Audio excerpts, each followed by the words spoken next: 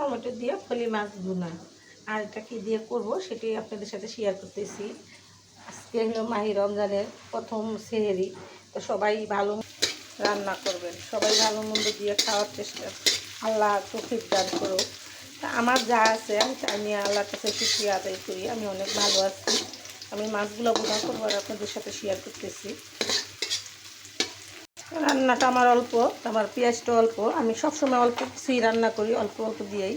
আমি এখানে হাফ চামচ হলুদের ফাঁকি দিয়ে, হাফ চামচ মরিচের ফাঁকি দিয়ে দিলাম, হাফ চামচ আদা রসুন বাটা দিয়ে দিলাম স্বাদ মতো নুন দিয়ে দেবো, সামান্য একটু পানি দিয়ে মশলাটা আমি ভালো করে কষিয়ে নেব।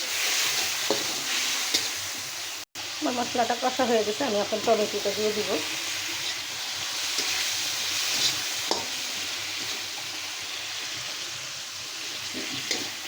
রান্নার সময় বেশি কিছু লাগে না, আমি অল্প সিম্পল মশলা দিয়ে সবসময় রান্না করি, অল্প অল্প মশলা দিয়ে। মশলা বেশি দিলে যে স্বাদ হবে তা কোনো কথা না। তো আমি অল্প একটু মশলা দিয়ে মাছটা ভুনা করতেছি আর আপনাদের সাথে শেয়ার করলাম। যারা দুইজন মানুষ ফ্যামিলিতে, তাদের অল্প রান্না, তো তারা অনেক সময় হিমশিম খেয়ে যায়, কীভাবে রান্নাটা করবো, তো সেটাই আপনাদের সাথে শেয়ার করলাম। আমার ভিডিওটা না টেনে দেখবেন, আর কীভাবে রান্নাটা করতেছি ফুল ভিডিওটা দেখবেন না টেনে। তো আমি চেক করে মাছটা এখন দিয়ে দিব।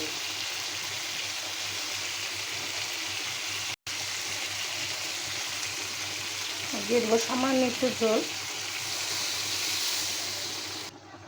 এখন আমি ঝোলটা দিছি, আমি এখন একটু সামান্য ধনেপাতা দিয়ে দিব। রোজা এসে পড়ছে, সবারই টাইম টেবিল মেনটেন করে ভিডিও ছাড়তে হবে, ফেসবুকে নিতে হয়ে যাবে। তো আমরা চাইবো আমি এখন থেকে রাতের 11টার দিকে 10টার দিকে ভিডিও ছাড়ার চেষ্টা করব। আপনারা যারা আমার ভিডিওগুলো পছন্দ করেন, আপনারা ক্ষমা দৃষ্টিতে দেখবেন। আমাদের ভুলভ্রান্তি থাকলে আমাদের একটু তারাবি নামাজ পড়া আমরা একটু দেরি করে এই ভিডিওটা ছাড়বো, আর আমাদের ভুলভ্রান্তিটা আপনারা ক্ষমা করে নেবেন। আর নতুন নতুন ভিডিও দেখার জন্য অনুরোধ করল। তাই আমি আপনাদের সাথে অনেক কথাই শেয়ার করি, অনেক কিছুই বইলা ফেলি, ভুল চলতে মাফ করে দিবেন। আর সবাই মিলে সিয়াম রোজা রাখতে পারি সেই তৌফিক যেন আল্লাহ সবাইকে দান করে, সেদিকে আমরা নজর দিব। তাই সুখ দুঃখ নিয়ে এই দুনিয়া, মানুষের ভালো মন্দ নিয়ে দুনিয়া, আমি কষ্ট পাই না।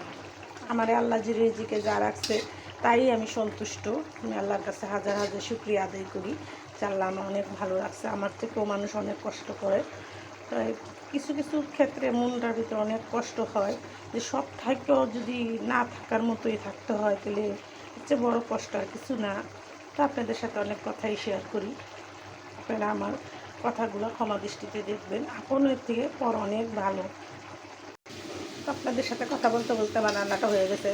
দেখেন আমি এখন নামিয়ে নেব আর চুলাটা অন করে দিব। আর ভিডিওটা বড় না করে এখানে রেখে দিলাম। আসসালামু আলাইকুম।